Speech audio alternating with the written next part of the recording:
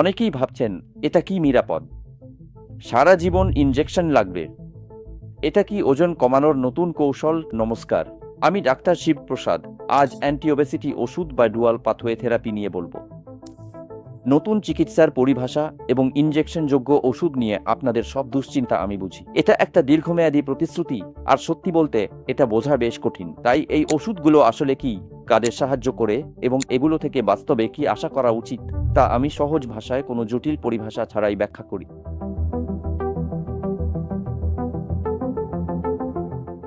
সবার আগে আসুন বুঝে নিই এই উন্নত অ্যান্টি-ওবেসিটি ওষুধগুলো আসলে আপনার শরীরে কি করে। খাওয়ার পর আপনার অন্ত্র দুটি গুরুত্বপূর্ণ হরমোন তৈরি করে। প্রথম হরমোনটি হলো জিআইপি, আর এটি খাবার পৌঁছালে আপনার অগ্ন্যাশয়কে ইনসুলিন নিঃসরণ করতে সাহায্য করে। আর দ্বিতীয়টি হলো জিএলপি-1, যা হজম প্রক্রিয়াকে ধীর করে দেয়, পেট ভরে গেলে মস্তিষ্কে সংকেত পাঠায় এবং রক্তে শর্করা নিয়ন্ত্রণ করে। কিন্তু স্থূলতা ও ডায়াবেটিসে শরীর এই সংকেতে সঠিক সাড়া দেয় না, কারণ মস্তিষ্ক পেট ভরার সংকেত পায় না এবং অগ্ন্যাশয় দক্ষতার সাথে শর্করা নিয়ন্ত্রণ করতে পারে না। আমি আপনাদের কিছু নতুন অ্যান্টি-ওবেসিটি ওষুধের কথা বলি, যা ডুয়াল পাথওয়ের মাধ্যমে কাজ করে এবং একই সাথে জিআইপি পাথওয়ে এবং জিএলপি-1 পাথওয়ে উভয় হরমোন রিসেপ্টরকে সক্রিয় করতে পারে।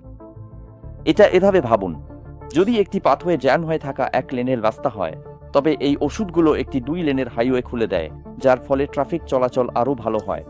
এখন যেহেতু আপনি বুঝতে পেরেছেন এই ওষুধগুলো আসলে কি করে, আসুন এগুলো নেওয়া শুরু করলে আসলে কি ঘটে তা নিয়ে কথা বলি।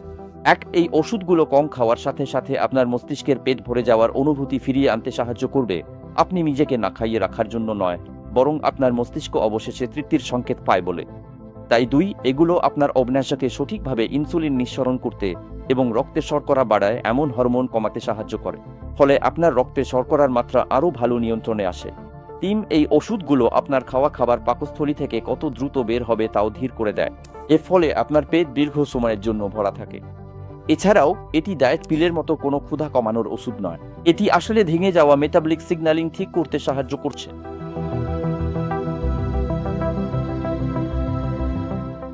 মনে রাখবেন, এই ওষুধগুলো স্বাস্থ্যকর খাবার ও ব্যায়ামের বিকল্প নয়। এগুলো পুষ্টির পরামর্শ, শারীরিক কসরত, আচরণগত থেরাপি এবং ডাক্তারি পর্যবেক্ষণ সহ একটি সামগ্রিক চিকিৎসা পরিকল্পনার অংশ হিসেবে সবচেয়ে কার্যকর।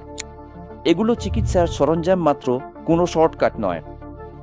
এখন আমি খুব স্পষ্ট করে বলি, এটি কোনো তাৎক্ষণিক ওজন কমানোর কৌশল বা কোনো সেলিব্রিটি কসমেটিক ট্রেন্ড নয়।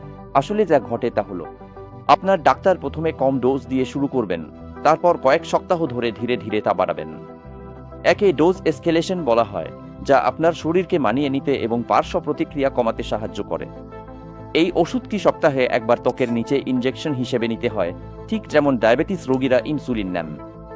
সঠিক প্রশিক্ষণ নেওয়ার পর আপনিও খুব সহজেই বাড়িতে নিজে এই ইনজেকশন নিতে পারেন।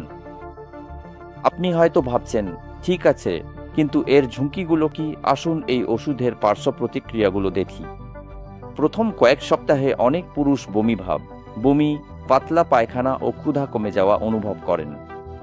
এগুলো পেটের সমস্যা, যা ডোজ বাড়ানোর সময় সবচেয়ে বেশি হয়। সবাই যে প্রশ্নটি করে তা হলো, আমি বাস্তবসম্মতভাবে কি ফলাফল আশা করতে পারি?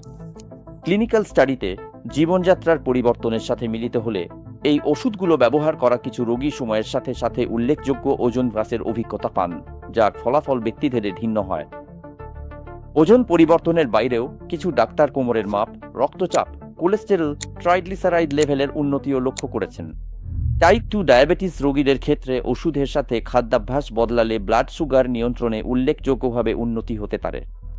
মনে রাখবেন, এই পরিবর্তন কয়েক সপ্তাহে নয়, কয়েক মাসে ঘটে এবং সঠিক ডোজ, কাঠামোগত ফলো আপ, পুষ্টি ও শারীরিক পরিশ্রমের মাধ্যমে সবচেয়ে ভালো কাজ করে।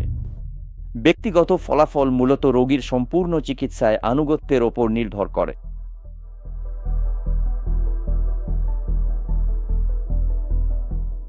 এখন এখানে কিছু সুরক্ষা পয়েন্ট রয়েছে যা আপনাকে অবশ্যই জানতে হবে। এই ওষুধগুলো সবার জন্য নয়। আপনার ডাক্তার আপনাকে এগুলো প্রেসক্রাইব করার আগে সাবধানে পরীক্ষা করবেন।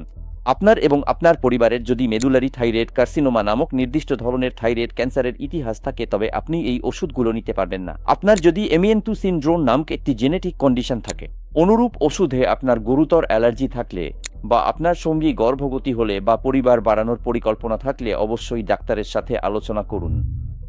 এখন পেটে তীব্র ব্যথা না কমলে, সাথে বমি ও অ্যালার্জি প্রতিক্রিয়ার লক্ষণ থাকলে তবে আপনি অবিলম্বে আপনার ডাক্তারের সাথে যোগাযোগ করুন। এটি প্যানক্রিয়াটাইটিস বা অন্য কোনো গুরুতর সমস্যার লক্ষণ হতে পারে, যা খুব কমই ঘটে।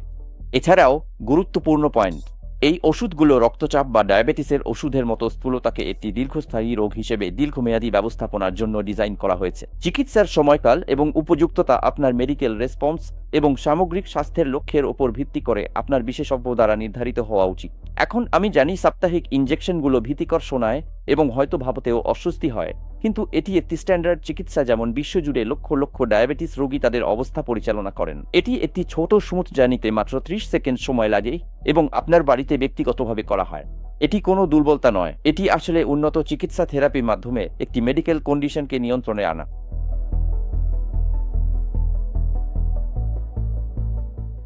উন্নত স্থূলতা থেরাপিতে সাফল্য বা ব্যর্থতা কিসের ওপর নির্ভর করে তা এখানে দেওয়া হলো। সাফল্য মানে শুধু ইনজেকশন নেওয়া নয়, এটা আসলে একটা সঠিক ফলো। আপনার প্রথম ডোজের পর ডাক্তার 4 বা 12 সপ্তাহের ফলো আপের সময় দিতে পারেন। প্রতিবার ডাক্তার দেখবেন আপনি ওষুধটি সহ্য করতে পারছেন কিনা, কোনো পার্শ্ব প্রতিক্রিয়া হচ্ছে কিনা, ডোজ বদলাতে হবে কিনা এবং আপনার মেটাবলিক মার্কারের উন্নতি হচ্ছে কিনা। অনেক পুরুষ প্রথম 6 সপ্তাহেই চিকিৎসা ছেড়ে দেন। ওষুধ কাজ করছে না বলে নয়, বরং তারা ঠিকমতো ফলো আপ করেননি বা সাময়িক পার্শ্ব প্রতিক্রিয়ায় ভয় পেয়ে গেছেন। তাই মনে রাখবেন, আপনার এন্ডোক্রিনোলজিস্ট বা ডায়াবেটোলজিস্টের কাছে গেলে এই প্রশ্নগুলো অবশ্যই করবেন। আমার মেটাবলিক প্রোফাইল অনুযায়ী আমি কি ডুয়াল পাথওয়ে থেরাপির জন্য উপযুক্ত? প্রথম 12 সপ্তাহে আমি ঠিক কী ধরনের ফলাফল আশা করতে পারি? পার্শ্ব প্রতিক্রিয়া সামলাতে আর উন্নতির ওপর নজর রাখতে ফলো আপ প্ল্যানটা কি? আপনার ডাক্তার আপনার চিকিৎসার অংশ হিসেবে ওষুধের পরামর্শ দিতে পারেন। আপনি এটা করবেন কি না তা আপনার ওপর নির্ভর করছে, কিন্তু যদি করেন তবে ডাক্তারের পরামর্শ মেনে সঠিক প্রত্যাশা নিয়ে আর নিয়মিত ফলো আপের মাধ্যমে তা করার চেষ্টা করুন। কারণ অনিচ্ছায় করা চিকিৎসা শুধু হতাশা আর মাঝপথে ছেড়ে দেওয়া ডেকে আনে। নিষ্ঠার সাথে করা চিকিৎসায় সাফল্য আসে। আপনার মেটাবলিক স্বাস্থ্য আরও ভালো প্রচেষ্টার দাবি রাখে। মনে রাখবেন, এই ওষুধগুলোর জন্য নিয়মিত ডাক্তারের নজরদারি, ফলো আপ আর জীবনযাত্রার পরিবর্তন দরকার, যা সবার জন্য সম্ভব নাও হতে পারে। আপনার পরিস্থিতির জন্য এই পদ্ধতিটি ঠিক কিনা তা জানতে আপনার বিশেষজ্ঞ ডাক্তারের সাথে কথা বলুন। আজ এই পর্যন্তই। ভিডিওটি ভালো লাগলে এমন কারো সাথে শেয়ার করুন যার এটা আপনার চেয়েও বেশি দরকার।